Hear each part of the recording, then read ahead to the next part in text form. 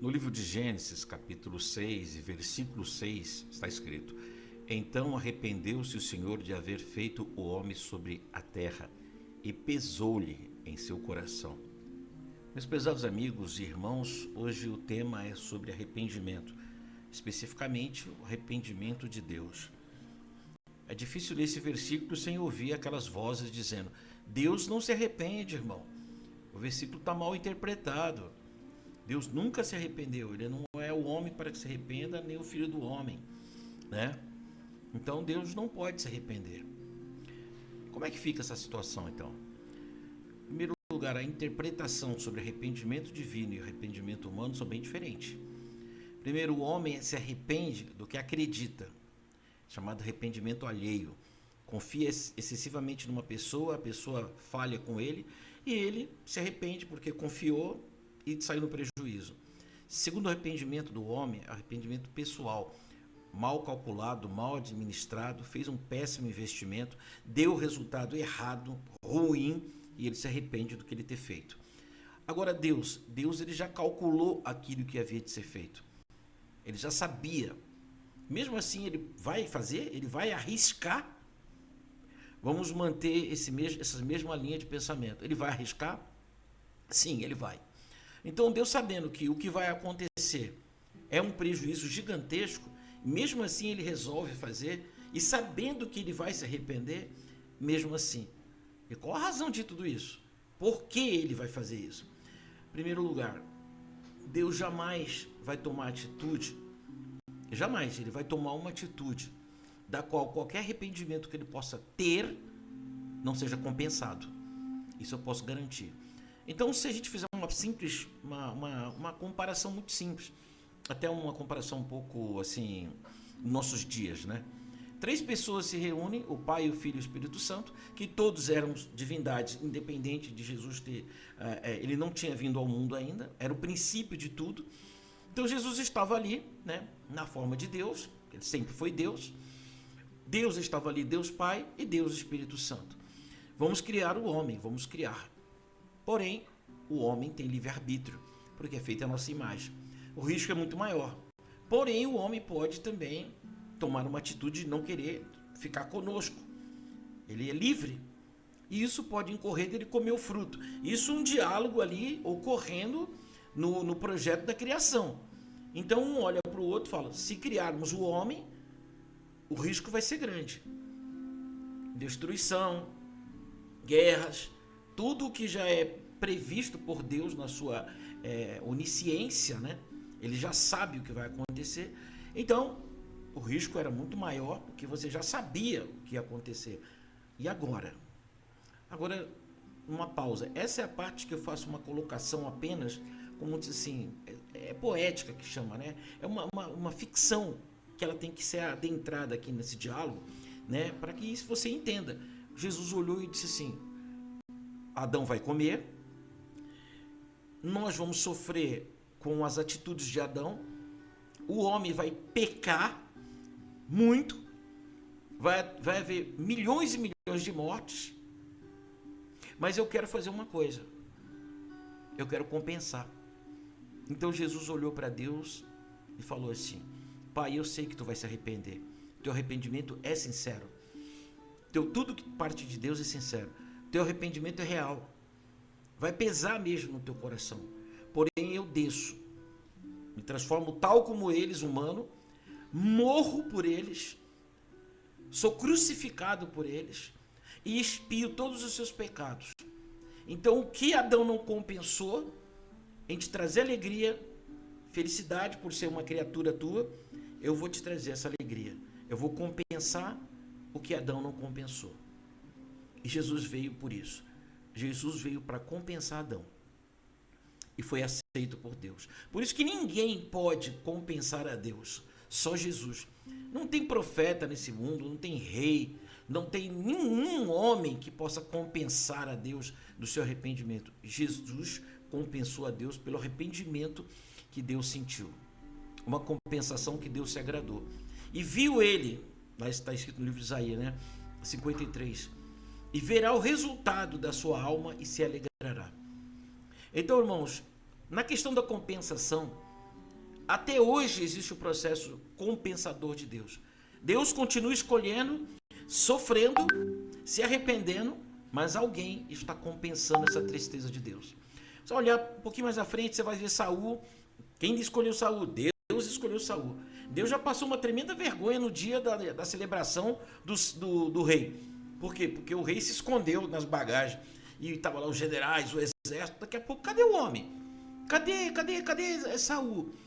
E ninguém sabia. E Samuel, cadê? Você é o responsável aí. Você que apresentou ele, consagrou.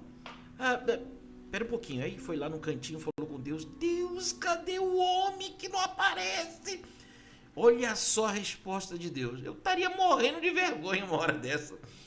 Olha, Samuel, o homem está escondido entre as bagagens. Uma pausa. O homem que Deus escolheu. Foi Deus que escolheu. Em beleza, vocês querem beleza? Ó, do ombro para cima não tem homem mais alto do que ele e nem tão belo quanto ele. Vocês gostam de beleza? Tá? Esse é o padrão de beleza que vocês querem. Eu escolhi um homem lindo, certo? Porém, as qualidades desse homem tá aí, ó. Que depende dele, tá aí. Um homem medroso. Mas Deus não podia ter escolhido um homem corajoso. Não, eu vou fazer dele um homem corajoso. Mas no momento é isso. Então, irmãos, a vergonha, Deus passou vergonha com Saul naquele dia. Porém, a vergonha maior, a tristeza maior de Deus foi que Saul não cumpriu as ordens de Deus, não obedeceu. E a Bíblia diz que no segundo ano do reinado de Saul, Deus disse: eu me arrependi de ter escolhido Saul como rei. Me arrependo de ter escolhido. Mais um arrependimento de Deus. E é arrependimento mesmo.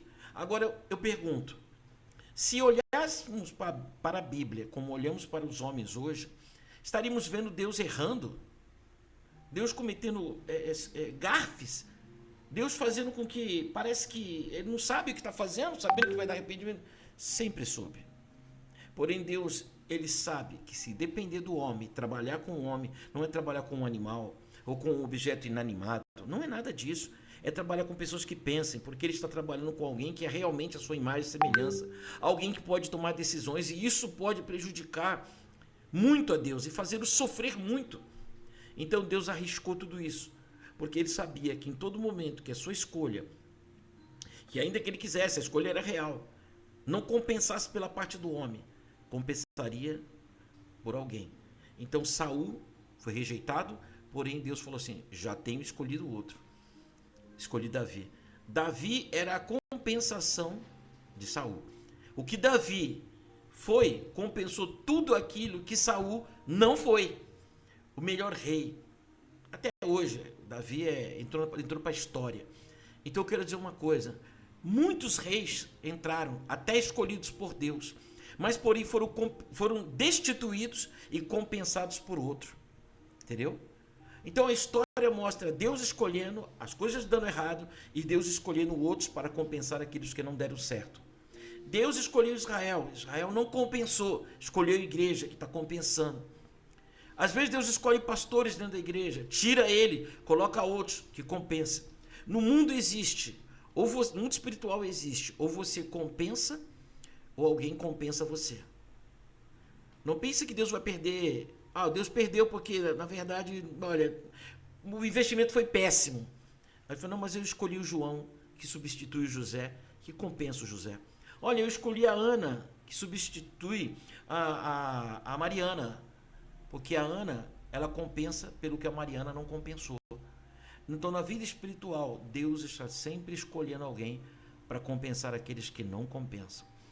Não se preocupa não, meu querido. Igrejas que não compensam mais o Evangelho, igrejas que não compensam mais a Deus, que não vira mais, não virou para dar certo. Igrejas que poderiam dar certo, poderiam ser a igreja que trabalha com discipulado, igrejas que realmente querem fazer o reino crescer. Mas hoje temos igreja de oba-oba, igreja de comércio, igreja com interesses espúrios, igreja de todo tipo. Não se preocupa não, meu querido. Deus vai levantar denominações, igreja só tem uma, denominações que compensam por aqueles que não compensam. Eles vão continuar lá, igual Saul. Vão continuar no seu tronozinho, né? Porque eles estão em volta do trono, não em volta do reino. Eles trabalham igual Saul. Saul, quando viu Davi arrancar a cabeça de Golias, trazer a cabeça e falar: tô aqui a cabeça dele. Eu não falei que eu ia ganhar?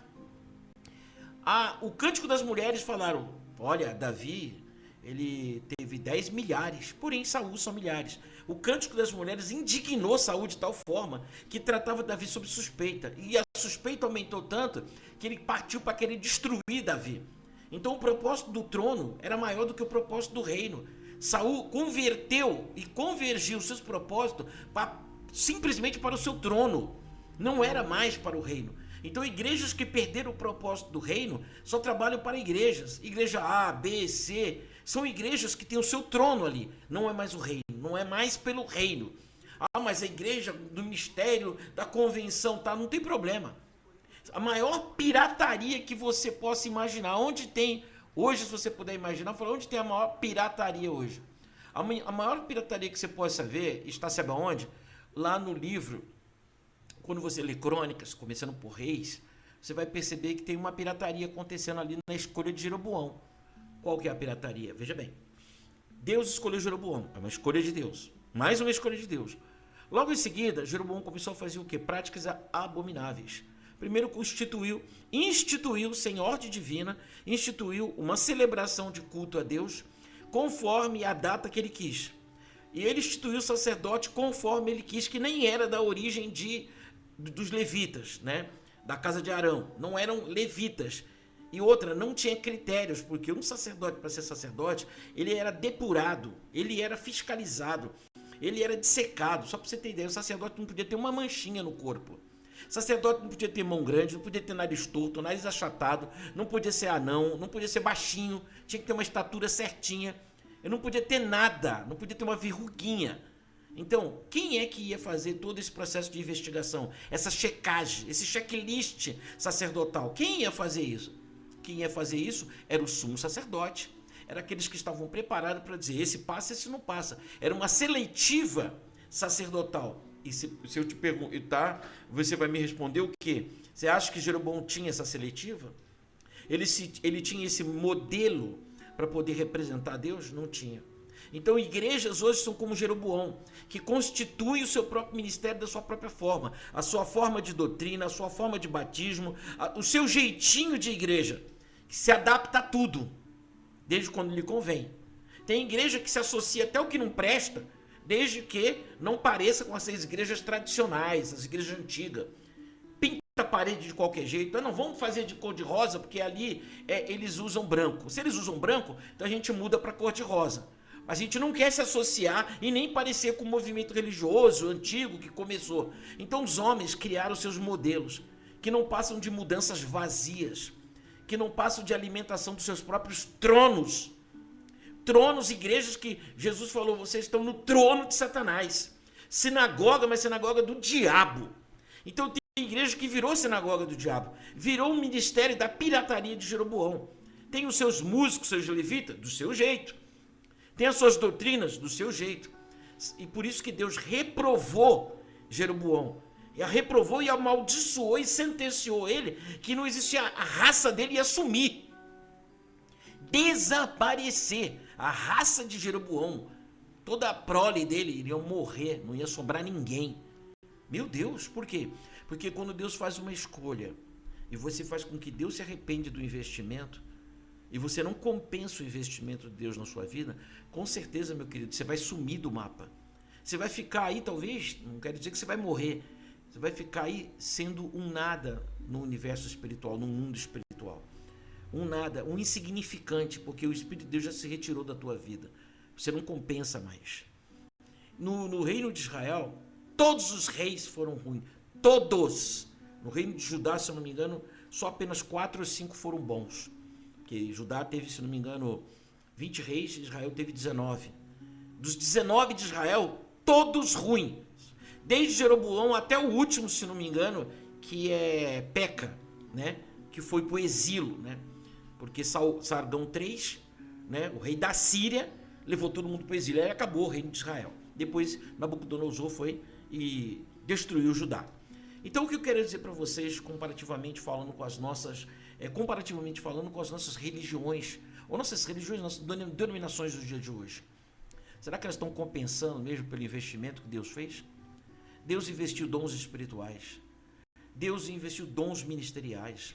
Deus investiu o sangue de Jesus, o Espírito Santo, a cobertura dos anjos na sua proteção ministerial.